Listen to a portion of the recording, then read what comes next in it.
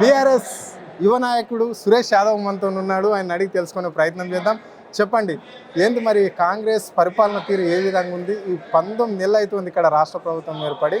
మరి ప్రజలకు ఇస్తున్న 6 గ్యారెంటీల ముచ్చటేంటి? స్థానిక సంస్థల ఎన్నికలు అయితే దగ్గరికి వచ్చినాయి, మరి ఎట్లా చూస్తారు దీన్ని? నేను ఫస్టే చెప్పిన, గవర్నమెంట్ వచ్చిన నెల రోజులనే చెప్పిన 6 గ్యారెంటీ నమ్ముకొని వారంటీ లేని ప్రభుత్వానికి ఓటేస్తే గ్యారెంటీగా వచ్చే కాలం బంద్ చేసినందుకు శతకోటి వందనాలు.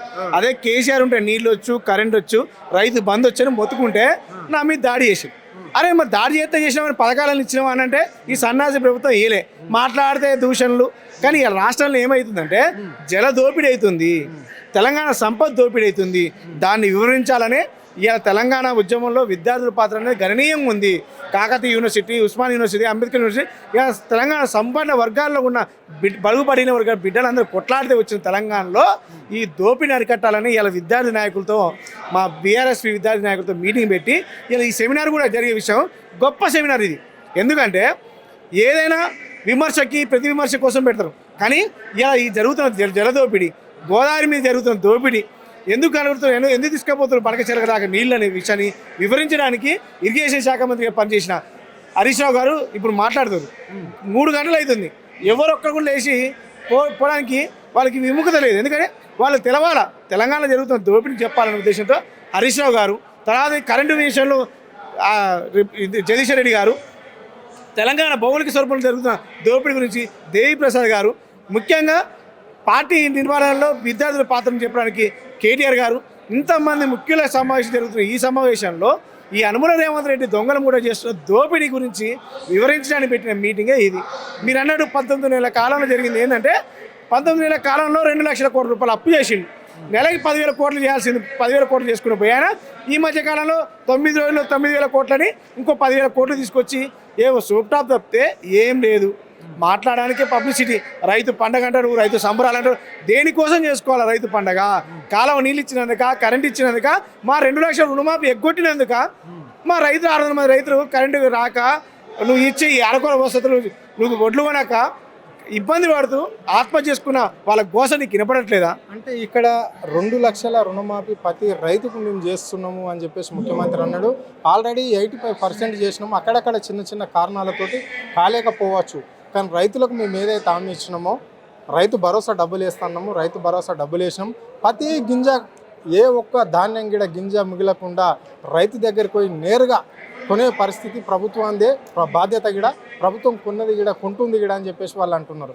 మళ్ళా సన్నవడ్లు ఎవరైతే వండిస్తారో వాళ్ళకి బోనస్ గిడ ఇస్తున్నాము 500 అని చెప్పేసి అన్నారు. దీన్ని ఎట్లా చూస్తారు మరి? మళ్ళీ ఇక్కడ వ్యవసాయ శాఖ మంత్రి గిడ ఒక మాట అంటున్నాడు, సన్నవడ్లకు బోనస్ పైసలు అడుగుతున్నారు కానీ రైతు బంధు డబ్బులు ఎవరు కూడా అడుగుతలేరు అని చెప్పేసి తుమ్మల నాగేశ్వరరావు కాంగ్రెస్ సభలో స్పష్టంగా చెప్పడం జరిగింది. మరి దీన్ని ఎట్లా చూస్తారు మీరు? ఈ రాష్ట్రంలో ప్రతి ఒక్కటాన్ని నిర్వీర్యం చేస్తూ ఆనవాళ్ళు జరిపేస్తా అని అత్యుత్సాహం తప్పితే వీళ్ళకి ఏం లేదు. ఆనవాళ్ళు జరిపేసే ఉద్దేశంలో కేసీఆర్ రూపాయి ఇస్తే నువ్వు 10 రూపాయలు, కేసీఆర్ రూపాయి ఇస్తే నువ్వు 10 రూపాయలు, కేసీఆర్ 10,000 ఇచ్చిండు, నువ్వు 15,000 ఏలం పాడ అరాసపాడ వాడిను. తర్వాతకి కేసీఆర్ 1,00,000 రూపాయలు రుణమాఫీ 2 లక్షల రూపాయలు అన్నావు. ఏమన్నావు? అసెంబ్లీ సాక్షిగా 40,000 కోట్ల రూపాయల రుణమాఫీ ఒక్క సంవత్సరం కడుపు కాల్చుకునే రుణమాఫీ అయిపోయింది అన్నావు. నువ్వు చేసిందంతా 20,000 కోట్లు చేసినా మనం ఒకసారి చెప్పినావు. అసలు జరిగిందంతా 12,000 కోట్లు. అంటే అరాకొరగా నువ్వు అన్న 20,000 కోట్లు వేసుకున్నా 20,000 కోట్ల రూపాయలు మీరు కడుపు కాల్చుకోకుండా పందికొక్కు లెక్క తినరు రైతు, అంతేగా రుణమాఫీ పైసలు తినరు. మరి రైతు భరోసా పైసలు ఏమైంది? అదే కేసీఆర్ సన్నాసి, నువ్వు 10,000 ఇస్తావా, 2 పంటలకు ఇస్తావా, నేను మొనగా నీ 3 ఫీట్ల మొనగా అన్నాడు. మరి 15,000 చెప్పి 12,000 ఎందుకు తగ్గించడం? ఎటుపోయింది నీ హామీ? ఎందుకు ఎగ్గొట్టినావు 2 సార్లు? ఇచ్చినోని సన్నాసి అంటారా, ఎగ్గొట్టినోని సన్నాసి అంటారా? కేసీఆర్ ఇచ్చిన దేవుడు అయితే ఎగ్గొట్టిన సన్నాసి ఈ దుర్మార్గుడు యనమల రేవంత్ రెడ్డి. 15,000 12,000 ఎందుకు తగ్గింది చెప్పాలిగా. నువ్వు 2 సార్లు ఎందుకు ఎగ్గొట్టావు చెప్పాలి కదా. ముఖ్యంగా సన్న ఓట్లు, బోనస్. ఆ బోనసే బాగుంది, నీ ఉద్దేశంలో బోనస్ బాగుంది, రైతు బంధు వద్దంటున్నాను, అంతే కదా. అంటే బోనస్ ఎవరికి ఇస్తావు? సన్నోట్లోడికి ఇస్తావు. మరి పత్తి చేను వేసుకున్న పరిస్థితి ఏంది? ఇవ్వగా అంటే రైతు భరోసా వద్దుగా. ఒక కుట్ర నడుస్తుంది. ఈ యనమల రేవంత్ రెడ్డి రైతు కాదు, రియల్ ఎస్టేట్ బ్రోకర్. ఎండిపోయిన శలకల్ని రియల్ ఎస్టేట్ వెంచర్ చేసి అమ్మదంగే బ్రోకర్ అని పల్లెటూర్లలో మాట్లాడుతున్నారు. నువ్వు మాట్లాడే మాటలు తట్టనే మాట్లాడుతున్నారు. కాబట్టి మేమేమడుగుతున్నాం అంటే, కేసీఆర్ కాళేశ్వరం కట్టి మా కడుపులు నింపితే కుట్ర చేసి కూలగొట్టి మా కడుపులను కొట్టింది మాత్రం అనుమల రేవంత్ రెడ్డి దొంగల ముఠ. నువ్వు ఎవరికి ఏం చేయలే, రాష్ట్ర రైతాంగం మీద నీకు ప్రేమ లేదు. ఎందుకంటే కేసీఆర్ రైతు కాబట్టి రైతుల రాజ్యం చేయాలని కేసీఆర్ పెట్టిన సంకల్పం. కేసీఆర్ ఏం చెప్పిండండి 2019 నాకు ఓటేస్తే రైతు బంధిస్తా అని చెప్పిండా, నాకు ఓటేస్తే రైతు బీమా పెడతా అని చెప్పినా, నాకు ఓటేస్తే కాలం నీళ్ళు అని చెప్పినా, నాకు ఓటేస్తే కాళేశ్వరం కడతా అని చెప్పిండా, నాకు ఓటేస్తేనే మీ పిల్లల పెళ్ళిళ్ళకి కళ్యాణ లక్ష్మి ఇస్తా అని చెప్పిన. కానీ ఓటేసినందుకు తెలంగాణ బిడ్డల రుణం తీర్చుకోవాలని రైతులు అకారణం మరుస్తున్నారు.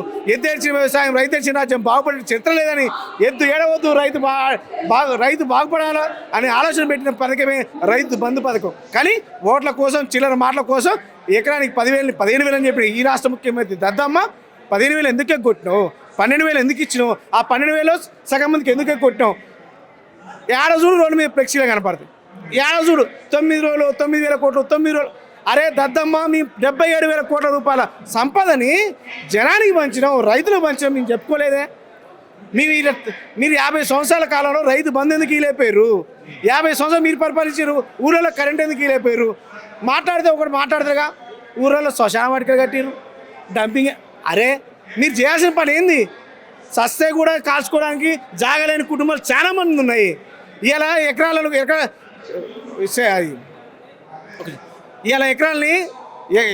ఎకరం భూమిని గజాల్లో కొలుస్తారు, రేపు సెంటీమీటర్లో కొలుస్తారు.